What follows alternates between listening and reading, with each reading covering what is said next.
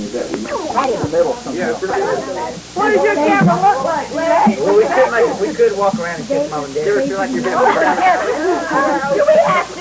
I feel like you're kissing me when I'm gay.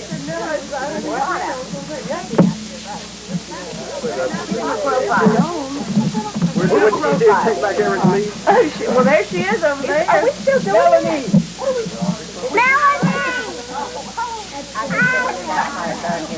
It sure would be nice if everybody looked at the camera all at once, one time. There you go. Oh, look at that. Isn't that nice? Howard, look! We'll do it. What camera?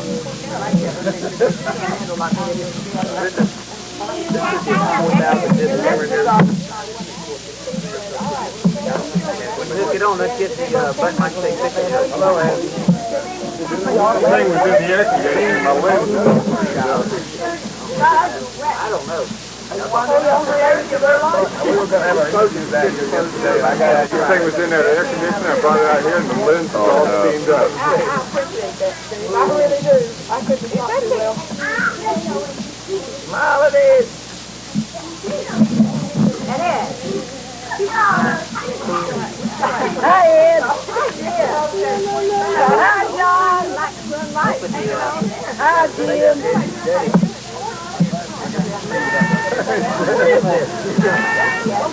That's not a motley crew. I never seen one. This is going to be a family we're going to get Ed to take this tape and paint us all. He's going to have to paint all over. Ed doesn't paint. That's what I'm saying. Ed paints, it'll never get done. Here it is. Hey, that's me, brother. Like it or not, that's me. Okay, everybody wiggle their toes. He's my little baby girl.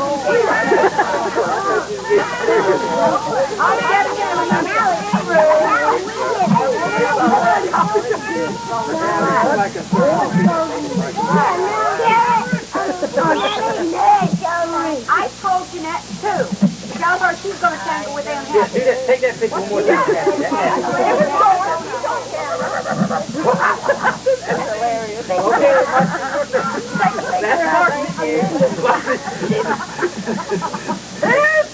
that's your mind. Mom and Dad are sitting here as always trying to ignore. I can see right there. That video. If y'all take a note of what y'all started, I know I'm about to die. I just everybody Hey, is that mine? Yes, that's mine. Yeah, it is. Everybody, this way. I don't know about them. I don't want to have. I'm having the time on my mind. I think life is about over. I never have gotten one yet with everybody looking this way. Hold up. Count of three, everybody look at John. 1, 2, 3. Yeah. What are we saying? Have to turn their head. That's my best fight, John. Best time. I agree. I've taken 20 pictures and nobody's mouth has been shut yet. It's a count of three, everybody shut their mouth. Is that the thing? Let me see it one thing. You open the lens before you take either. I guarantee you that.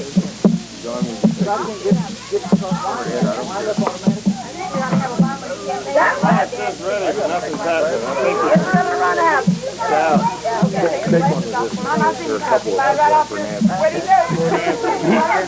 I think he got it. I just gave it to her.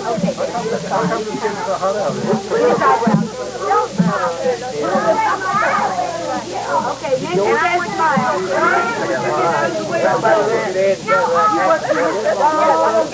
Like we are. I'm definitely going to rave her down. Okay. Somebody ought to take one. Yeah, it is. But I never had my I took two with this camera. How many? Nancy, I took two with this camera. One more. Well, Say, my camera. She money. Okay, we can tell it now. I want to tell it. Everybody say money. What about two with that? I thought you used to say cheese. Oh, yeah, but now we want to Say money again. Yeah, Everybody this way. Look at my hand. That claw. Teddy! Okay, Teddy. Daddy, pay attention. Daddy, pay attention. I know how to load it. Yeah, you can't even open the back of it. I think it's going to be. All right, let's take this a minute break and I'm going to go ahead and see if we got something. Oh, good. That was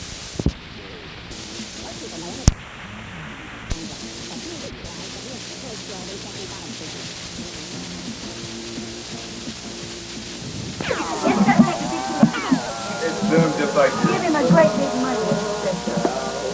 How you doing, all? Say hi. Wait. Look at this, people be there. I tell you what, next Christmas. I mean, think of what Hilton Head done with the kids. hey, no, it's not so big. You'll break my camera this time. Hey, what do you call it, Jim? What do you call those things that go? Oh, the clapboard or something like that? We ought to get Steve one for Christmas this year. A bullhorn would be better, probably. Hey, Sarah. Hey, Sarah. What time is it?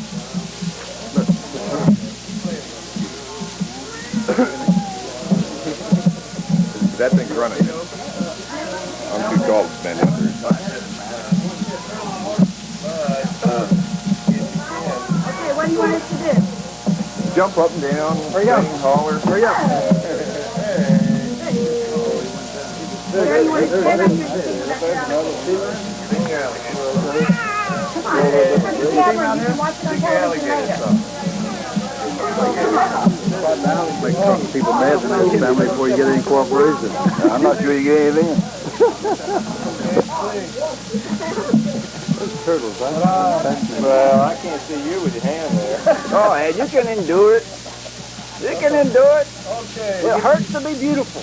We're giving you some TV time Turn practice. around here, look this way then. Yeah. I'd like to tell you something. 10 years ago when I first went to the first Thanksgiving with Happy, right after we met, I told her, I said, Marcy's going to have a pretty little girl there, and I'm glad to see I was right.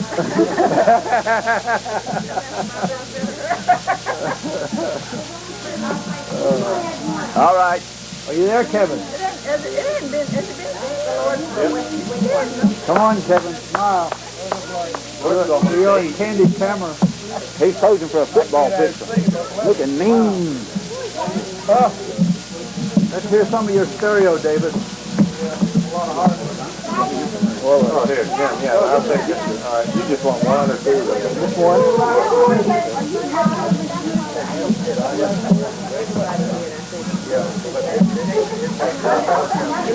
We already have the video running just in case you get ready. Jana, move your head to your left. Good. You had your mommy's chin covered. Wait a minute, I want to get her happy. Hello, Jana.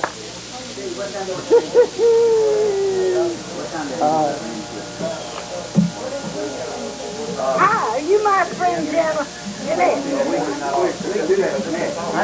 Looks like I brought that dress just in time, Jeanette.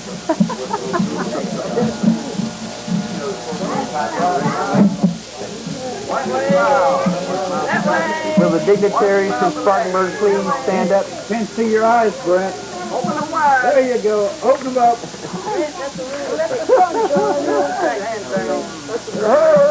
There you go. Whoops. There you go. A couple of pansies. Who heard? Okay, that's enough. Donna, this is a real treat since you're our oldest granddaughter.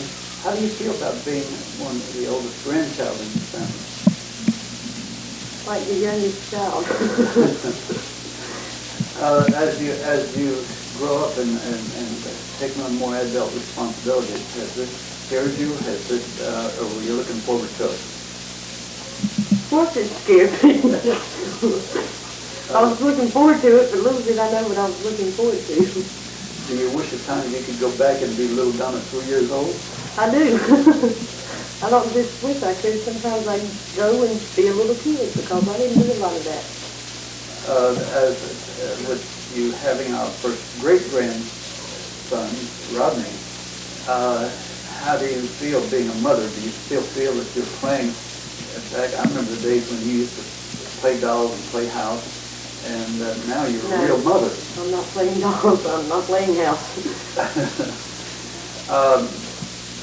What are some of the things that you feel that you would like to say within the next year or two accomplish with your life, or that you would like to see change, or some things you feel that at this stage in your life you would like to accomplish as an adult in the next couple of years?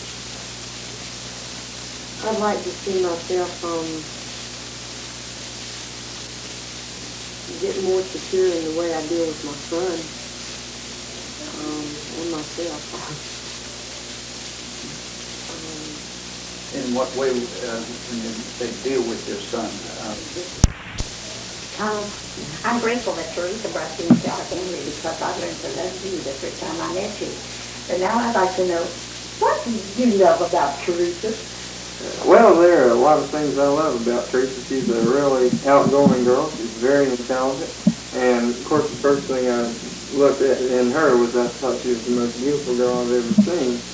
And I think that Teresa is very virtuous, and she has a good level head on her. And she has a lot of things she wants to accomplish. And I've always loved that in a person. That's no big thing. Okay. But now how are you handling the separation while she's apart? Not too well. we started off the first couple of days, we'd call every night, and then we decided we have to set a structure on this and call just every couple of, few days in between. But that didn't work out too well, so now we're back to calling every night again. We're both terribly homesick for each other. And that's really just adds to the homesickness, to hear each other's voices and not being able to touch each other and really communicate like. Yeah, you can't reach out and touch each other on the telephone, that's for sure. Well, we'll be praying for you, Tom, and I hope you can endure this period of time, because our relationship is definitely worth the sacrifices we have to make. Well, I'll surely do that. We appreciate it. Thank you.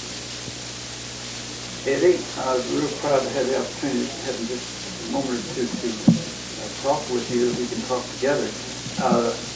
You being our oldest grandson,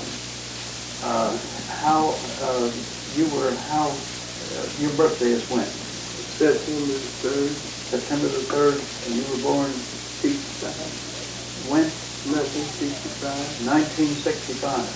The thing that I remember every time I think about you, Eddie, is the time that you were so sick. How old were you when you were real small? Yeah, I'll remember that. You were thinking about to be a little over a year old, something like that. But I remember that you were in the hospital, and you were so sick. I remember that. So you are real. Life to you is a real gift to you. When I look at you, when I saw you here at the family reunion, my mind went back to the time I walked in the hospital and you were just a little small baby there. And I thought, my gracious. As you're growing older, what are some of the aspirations that you have that you would like to get involved with as an adult that would bring you excitement, that would be would bring you real satisfaction and fit you as a person? Well, it basically comes down to, seems like all my goals are set for jobs that seem to help the other person out, such as fire department, the rescue squad, and working with the police department. All my goals seem to be for jobs like that. In other words, you feel deep down inside of you that you need to be involved with something that has involved in helping other people. Yes. That's interesting. Where do you think this came from? Do you think this has come from any of your heritages? That from your father? From your father. In other words, you feel your father wanted to reach out to other people. Most definitely. I believe you're going to take some courses at school right now. Criminal justice. And what school are you going to? Greenville Tech. You're going to Greenville Tech. How how long have you been doing this? About a year. I about had my first year completed. Okay, and how many years, many more, how long will it take till you complete what you're doing at Regal Tech? Well, I had 2 more. I had 2 years at Tech, and I got 2 at USC Spartanburg. And what can you give us just a little bit of what some of these courses entail? What they get into? They get into just really basic law. Tells the laws of South Carolina and the nation, and the rights of inmates, and how to investigate a crime, and general things like that that deal with police work. Okay, fine. Well, this is great. I really enjoyed chatting with you a few minutes. Okay. It's a real privilege, David, to have a few minutes to chat with you. We've seen you come from being a wee little baby to... When were you born? I was born in January of 65. In January, what day? 16. You almost forgot? I don't know. The 16th. Yeah, 16, 65. January the 16th of 65. Fine. You've been off now off your job. What type of work have you been doing in the last 6-8 months or year? Well, I've been a security guard at Stanley Furniture there in Stanleytown, Virginia. And then in Martinsville, I've done stereo work. I installed car stereos for stereo builders. There's only one store left because the others went out of business. It was a chain of about 10 stores, and in the past 2 years they've all been going downhill because of the area and location they were in. So I guess right now I'm looking forward to working construction work. I'll be doing that part-time, 4 days a week. Plus security work. In other words, you're going to continue with your security work. When you say construction work, that covers quite a broad field. Would this be dealing in the plumbing part or carpenter part or? Building log cabins, just, wherever I need it. Probably a lot of electricians, stuff like that involved in what I've been doing. You've had a real traumatic experience in the last 10 days. You're bearing some of the marks of it right now. That's the camera, I'm sure, is going to be picking up. Can you share a little bit about this experience? You're talking about the automobile accident? Well, that ain't too much of an experience.